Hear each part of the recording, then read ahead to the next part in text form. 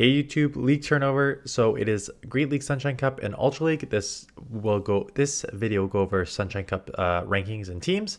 So Sunshine Cup is a 1500 CP league, normal, fire, grass, and ground. Charizard not allowed.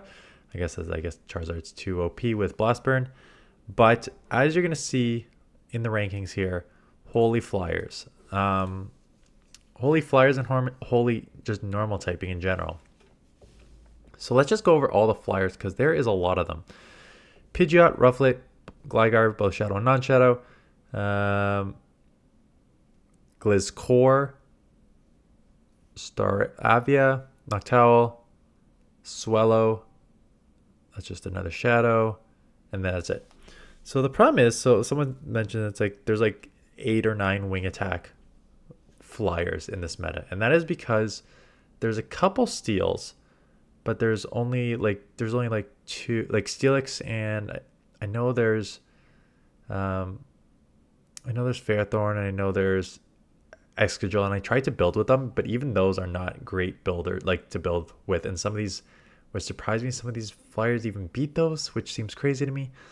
But basically, you have just a few of these that either have, first of all, wing attack got buffed, right? So it's now faster charging, like buffed like 3 seasons ago now, but it is buffed, so faster charging. You don't have many steals, you don't have really any rock, so your flyers are basically sort of roaming free. You have a few flyers here, so like Pidgeot's rank 1. Pidgeot's rank 1 because it's a Sims hero, so what that means is in a lot of these Sims, when you run the analysis, it's like baiting Feather Dance, lowering the attack, and then landing Brave Bird, so it's a bit of a Sims hero from that perspective. But again, when you have a Brave Bird, that's always an option. And then Rufflet is going to do the same thing, where it now has Aerial Ace, which got buffed this season, less energy to get to, plus it has a Brave Bird, right? And then Staravia, I'm probably pronouncing that wrong, and Swellow, same type, same typing, same attack.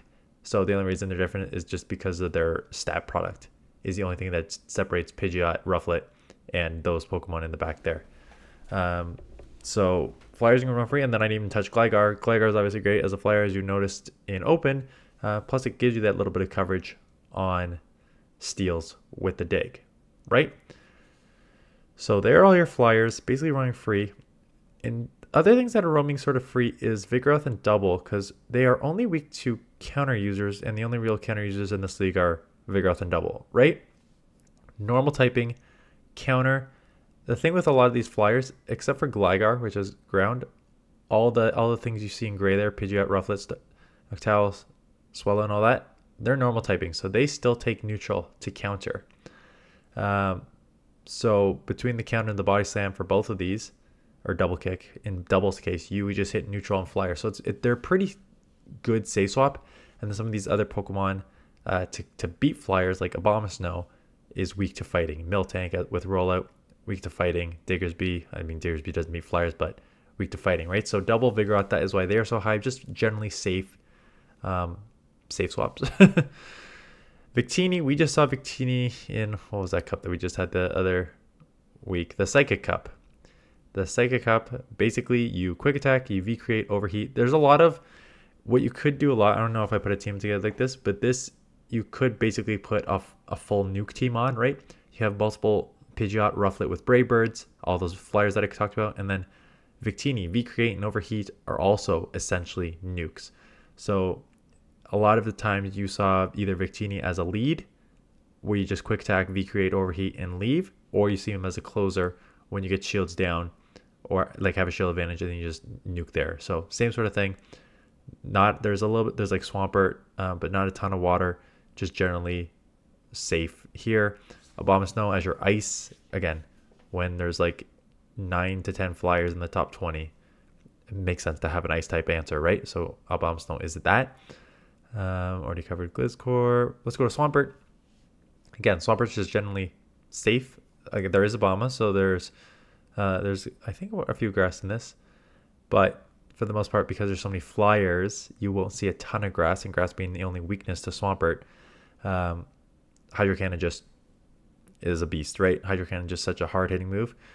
So you're running Sludge Wave here, as you see, because again, not a ton of steals, but a ton of flyers. So and a Bomb of Snow as one of the answers, right? So there's no reason to run Earthquake realistically here. So Sludge Wave is the better move. But I've got to imagine that 98% of the time, unless you're against the Bomb of Snow or a grass Pokemon, you're just throwing Hydro Cannons anyways. Miltank is the other normal typing. Again, it has rollout to deal with the flyers. Again, roll, it's not an amazing move. It's more just kind of like a charging move. And then running Ice Beam as the second move. You can also run Thunderbolt, but I think Ice Beam makes more sense from the double super effective against Gligar instead of just having like a neutral Thunderbolt. So that's that. And if you want to try to wall some of these flyers, Steelix is a very nice answer. Dragon Tail, Breaking Swipes, again, it has Earthquake. You could also run Crush. I'm surprised it actually has Earthquake. I think you're probably running Earthquake for the mirror match, but quite honestly, you might want to run Crunch, especially with Victini. Victini being weak to Crunch, and just having a faster move. I may go Crunch on Steelix if I'm running it, which I may because, again, you need to watch out for Gligar, but otherwise, like Pidgeot, Rufflet, and the other flyers, I mean, Noctowl has Shadow Ball, but the other flyers don't seem to have any move that actually hit Steelix. So I would not be surprised if you see a bunch of flyers and then like a bunch of safe swaps in Vigoroth and Double to deal with Steelix, because Steelix should be out a lot to deal with all these flyers that you're going to see, right? It's going to be a limited triangle meta. And then Diggersby kind of just gets the, again, its main weaknesses are water. I mean, it's weak to a lot of things. It's weak to grass, it's weak to water, it's weak to fighting. There's not a ton of all, I mean, there's some, I just mentioned a few of those, but overall, it's a nice answer to Victini. And it has the Hyper Beam now that you can probably take a Brave Bird. And then if you land like a Hyper Beam on most of these things, it probably will one-shot. So that is why Diggersby is so high. So this is not a new cup. And one of the oldest teams, I mean, the oldest team was probably Noctowl in this, but Pidgeot, Vigoroth Double, again. Pidgeot lead, again, Sims Hero, lots of X's here, but it's mostly a Sims Hero. You're baiting Feather Dance, landing Brave Bird, but if you want, you just Brave Bird, nuke in the front. Your main problem is going to be like, it's so funny because I was going to say Steel is Onyx. Is Steelix not even on here? Steelix is not even on here as like the potential option, but Steelix realistically is going to be one of your main issues because you can't throw anything there. But you have double safe swap, Vigoroth, Double. This is a very, very, very common team. Maybe it changes a bit this year because, as you can see, Gligar beats both Double and Vigoroth. So, again, it's not terrible because you can just still body slam the crap out of Gligar, but obviously the double kick encounters are resisted as opposed to the other flyers, which are mostly normal and flying. So you take neutral from your fast move as opposed to Gligar, which resists. So maybe with more Gligars, this team doesn't have as much play, but it's generally a very, very, very safe team. As you can see, there's no real hard losses here. So that is why I would expect to see this team. But in terms of just trying to put out some other teams, I put in Pidgeot again. You don't, again, put in any flyer in Pidgeot's spot. Maybe not Gligar because then you're double weak to water. But again, there's not a ton of water, so you can get away with it. But Pidgeot,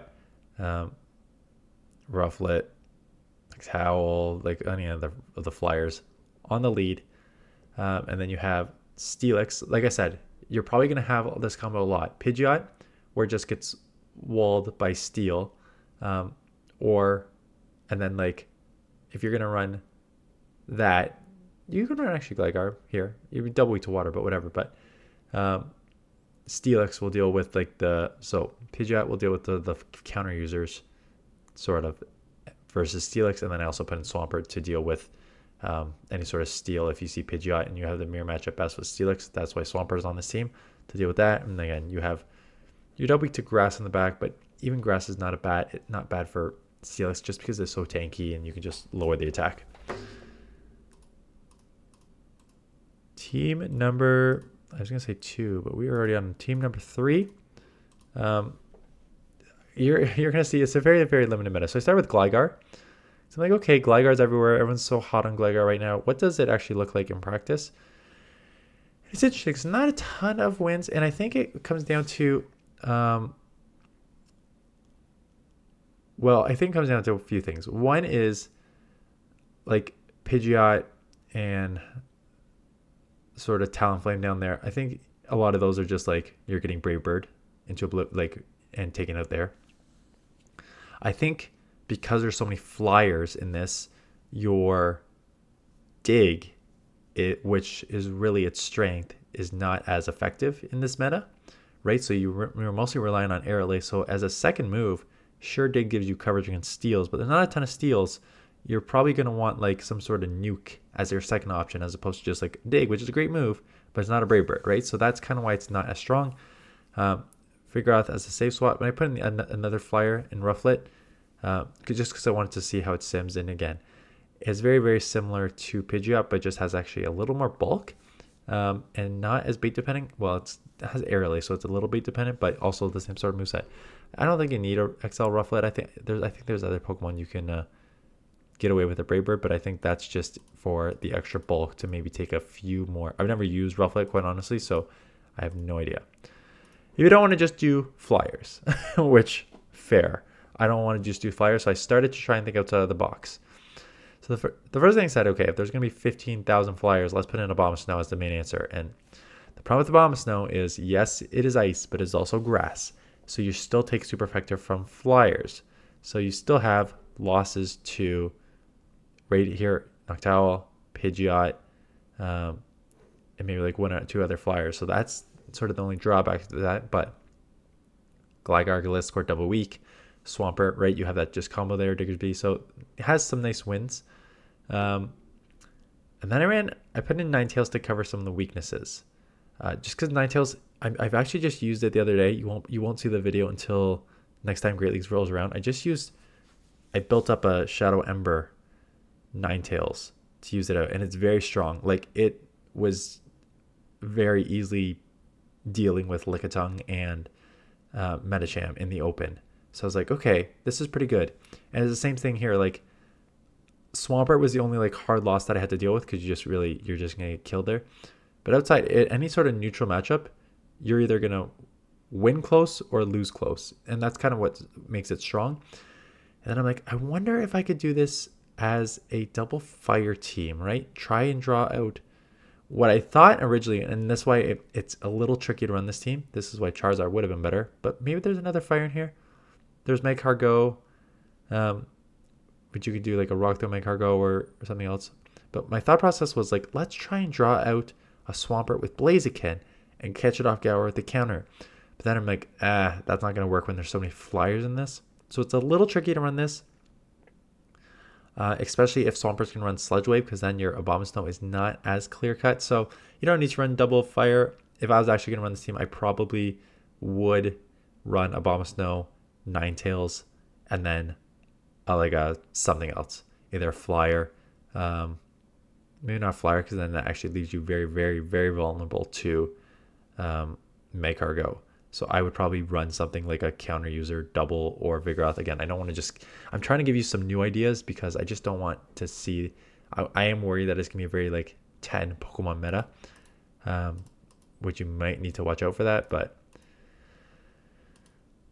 unfortunately, we just got to play what we're given. And then Victini I just mentioned on the lead, Nuke and Bale. It seems like your Nuke, well, the thing is like Overheat with Nuke would take out most of these things. So I think, again, this is a one shield, so maybe they just outpace you and then they can hit you. Overheat lowers your attack times 2, and V-Create lowers your defense times 2. So it's definitely like you need to reset that if you're going to use it, or close with it. So I just have it on the lead.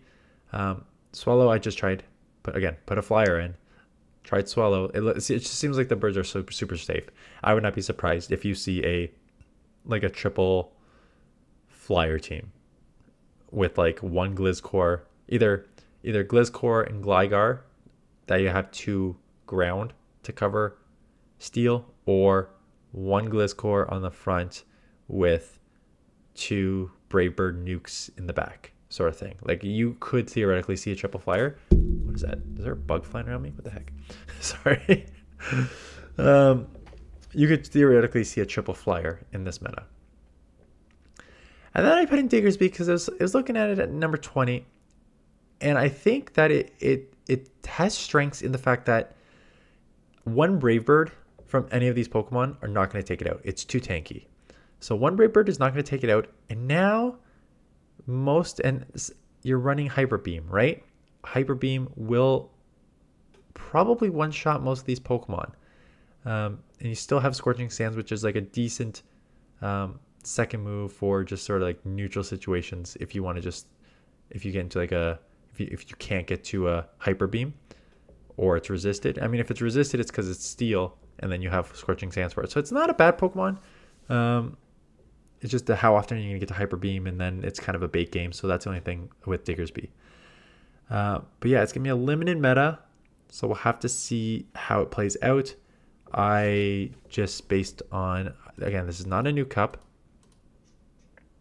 Just based on my experience, I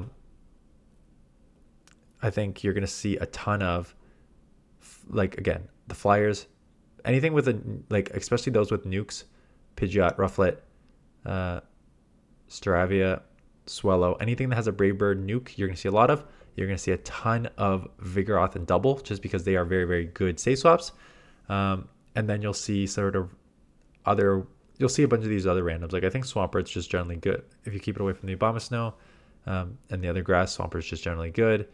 And with so many flyers, like, you may not see a ton of grass. So I think Swampert's generally good.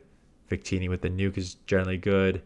I think Steel is going to have play with all these flyers. So I just think, like, everything on this front page, I do think, like, yes, you can build a lot with it. I just think that there is the potential to be just very narrow with like 10 Pokemon.